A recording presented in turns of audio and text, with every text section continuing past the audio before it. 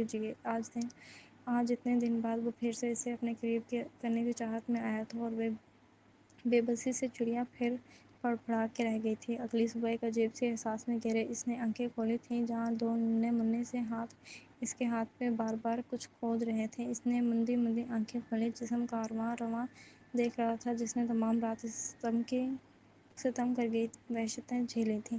ماما! اسے آنکھیں کھولتے دیکھا نہیں، گلوکاری گونجی تو اس کے حواس پوری طرح سے بیدار ہوئے تھے۔ اس نے جھٹ سے آنکھیں کھولیں، جہاں 13-14 ماہ کا بچہ اس کے چہرے کے نگوش چھوتے خوش ہو رہا تھا، تو وہیں اس کی زبان گوں گاں کرتے کچھ کہہ رہی تھی۔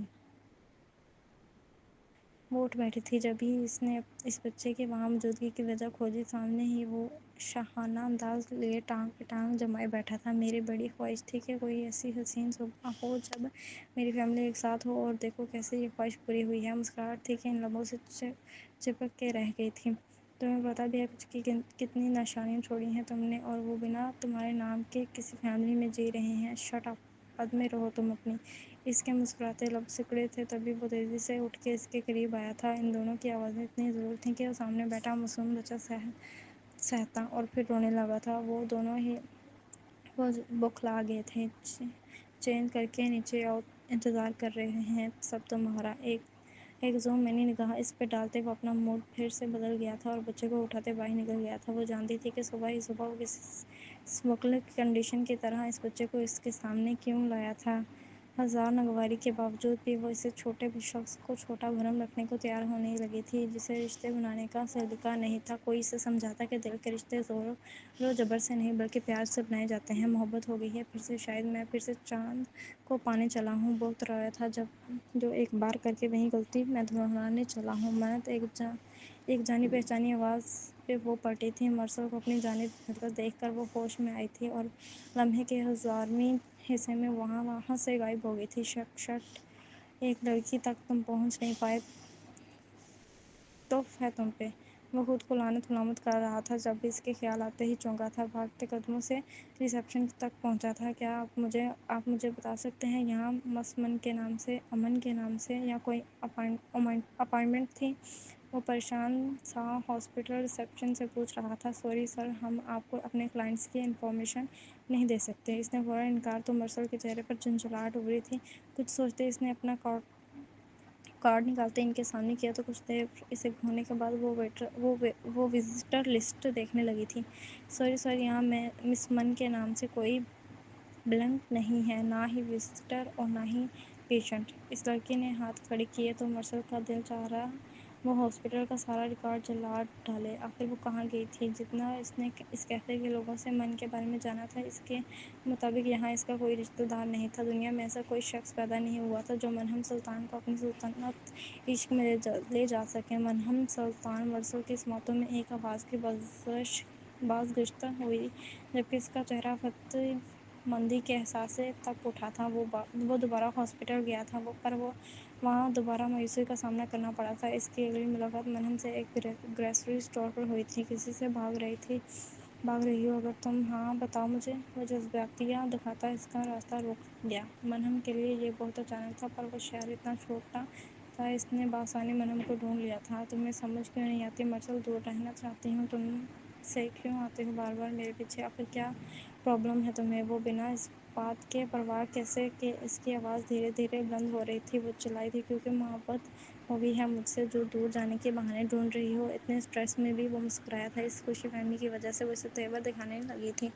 بتا دوں گا، سب بتا دوں گا، ہم کہیں بیٹھ کے بات کر سکتے ہیں۔ اس نے جان بوجھ کے منہم کا بتایا نک نیم بولا تو وہ نفی میں سر ہلاتی گئی تھی۔ نہیں، بالکل نہیں، مجھے تم سے کوئی بات نہیں کرنی، کیونکہ ہماری کوئی بات نہیں ہے، اس لیے تم میرا پیچھا کرنا بند کرو اسسٹنٹ، ورنہ میں پولیس کو تمہاری کمپلین کر دوں گی۔ وہ انگلی اٹھائی اسے وارن کر رہی تھی، جب سامنے والے کے تاثرات ڈھیلے پڑے تھے۔ اب تو اسسٹنٹ نہ بولو یار، اب تو جاب چھوڑ چکی ہوں نا، اور میرے بھی وہاں رہنے کا کوئی خاص جواز نہیں تھا۔ اداسی اس کے لفظوں میں ہی نہیں بلکہ لب و لہجے سے بھی ظاہر تھی۔ ہو تم اور مجھے یہ تمہارا مسئلہ نہیں ہے کہ میں کیا کرتی ہوں کیا نہیں۔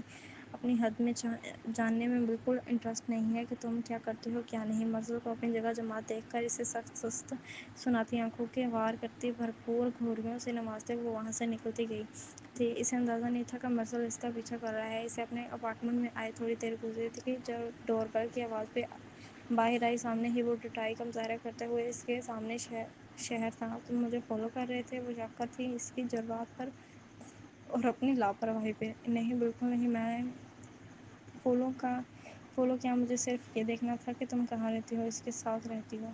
وہ اس کے دروازے سے ہٹائے اندر کی جانب بڑھ گیا تھا اور گھر کا جائزہ لینے لگا۔ مرہم کا دل اس کی حرکت پر بری طرح دھڑک رہا تھا۔ اگر جو کسی کو پتہ چل گیا وہ یہاں تھا تو پھر تم جاؤ یہاں سے، کیوں میری زندگی عذاب کرنا چاہتے ہو؟ تمہیں کیا میں جس کے ساتھ مرضی رہوں؟ وہ اسے بازو سے پکڑے دھکیلنے لگی تھی۔ مرہم کو اس کا دھونس بھرا انداز زہر لگ رہا تھا۔ مرہم سلطان، یہاں کوئی مذاق نہیں چل رہا ہے، اوکے؟ تم شاید سمجھ نہیں پا رہے میں کیا چاہ رہا ہوں۔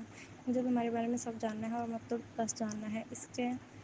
اسے بھی غصہ آیا تھا جب بھی مرہم کا بازو تھامے اسے اپنے قریب کیا۔ آنکھوں میں شعلے برس رہے تھے۔ مرہم اس کی خواہ خواہ کی انٹرفیئرنس پر جذبر ہو کر رہ گئی تھی، جبکہ مرسل کے لیے اس کا بے اختیاری عمل اسی وقت بھاری پڑا تھا جب سیاہ بڑی بڑی پلکوں کے جھالر میں بڑی بڑی گلابی آنکھوں نے اسے مدہوش کیا تھا۔ ان میں چاپٹر ان آنکھوں کو مزید پرکشش بنا گیا تھا۔ ایک اندیکھی قوت اسے اپنی جانب کھینچ رہی تھی۔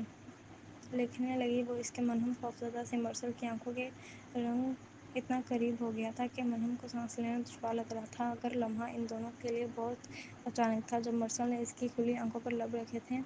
اس لمس سے مرہم تڑپتی تھی۔ مرسل کو ایک دم شرمندگی نے انگھیر یہی شرم و لاج ہی تو تھی جو اسے مرہم کا گرویدت کر رہی تھی، جو یہاں کی لڑکیوں میں ناپید تھی۔ اگر مرہم کی جگہ اس کی کوئی دوست ہوتی تو وہ اسے ڈبل کمپلیمنٹ کرتی۔ تم مجھے پہلے کیوں نہیں ملی تم؟ مرہم، اس کے لبوں پر مسکراہٹ کھلی تھی۔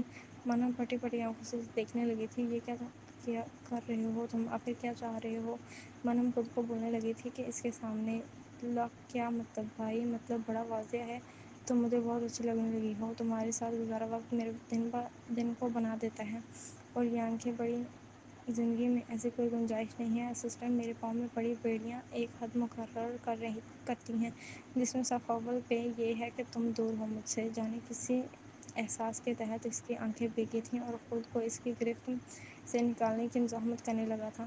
وہ بے چین سا اس کے قریب ہوا تھا۔ تم جہاں سے آئی ہو وہ عذاب ملک ہے اور جہاں پہ ہو وہ اس سے بھی زیادہ۔ تمہیں کسی سے ڈرنے کی ضرورت نہیں ہے۔ مجھے بتاؤ کیوں دور رہنا چاہتی ہو تم مجھ سے آخر؟ وہ اسے کندھوں سے تھامے ہوئے تھا جبکہ انداز حد درجہ نرم تھا۔ ہمدردی کے دو بول پاتے ہی اس کے اندر کا غبار نکلا تھا۔ وہ اس اجنبی کے کندھے پر سر اٹھائے پھوٹ پھوٹ کے رو دی۔ مرسل نے بہترین سا ماما ہونے کا مظاہرہ کرتے ہوئے اسے رونے ہی دیا تھا۔ کیا تم مجھے بتا سکتے ہو تمہاری لائف میں کیا چل رہا ہے؟ تمہاری فیملی کہاں ہے؟